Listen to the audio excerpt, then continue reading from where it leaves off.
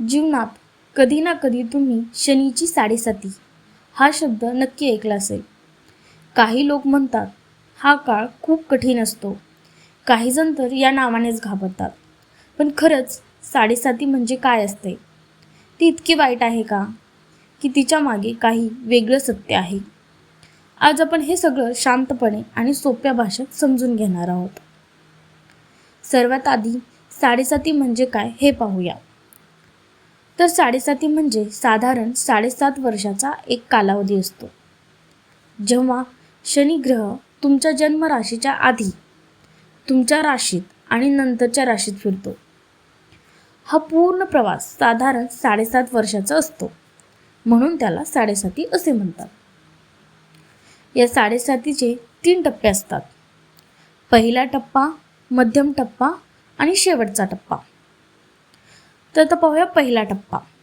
तर या काळात मनात अस्वस्थता, कन्फ्युजन आणि थोडा स्ट्रेस जाणवतो. आता पाहूया मध्यम टप्पा. हा सगळ्यात महत्त्वाचा आणि थोडा कठीण टप्पा असतो. कामात अडचणी, पैशांची समस्या, नात्यांमध्ये तणाव असं बरंच काही जाणवू शकतं. आता पाहूया शेवटचा टप्पा. हळूहळू परिस्थिती सुधारायला लागते आणि जीवन पुन्हा स्टेबल होतं. पण इथे एक महत्त्वाचा प्रश्न येतो. या काळात इतक्या अडचणी का येतात? आपल्याला असं वाटतं सगळं चुकीचं चाललंय, कष्ट करूनही यश मिळत नाही, मनात सतत चिंता आणि भीती आहे.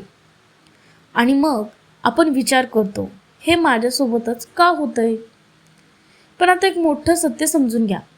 साडेसाती वाईट नसते, ती शिक्षा नसते, ती एक परीक्षा असते. शनी आपल्याला तोडत नाही, तो आपल्याला घडवतो.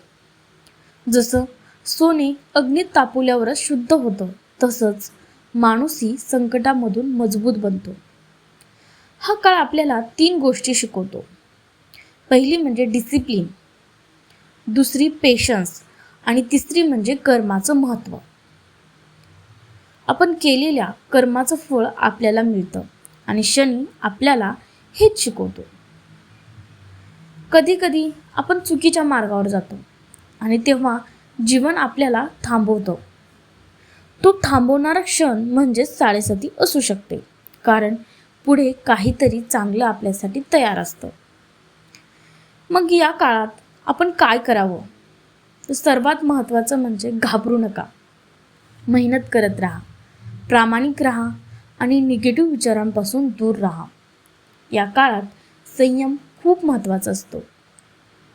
आणि सर्वात महत्त्वाचं म्हणजे विश्वास ठेवा. भगवान श्रीकृष्ण सांगतात, कर्म करत राहा, फळाची चिंता करू नका.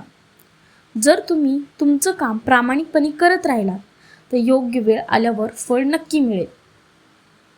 आता काही सोपे उपाय देखील करता येतात. शनिवारी गरिबांना मदत करा, काळे तीळ दान करा आणि मन शांत ठेवण्यासाठी ओम शनीश्वराय नमः या मंत्राचा जप करा. आणि तुम्ही शनिवारी उपवासही करू शकता. शेवटी एक गोष्ट लक्षात ठेवा, साडेसाती तुम्हाला तोडण्यासाठी नाही, तर तुम्हाला मजबूत बनवण्यासाठी येते. आजचा कठीण काळ उद्याची तुमची ताकद बनवू शकतो. म्हणून घाबरू नका, विश्वास ठेवा आणि पुढे चालत राहा. जर हा व्हिडिओ तुम्हाला समजला असेल तर कमेंटमध्ये जय शनिदेव नक्की लिहा.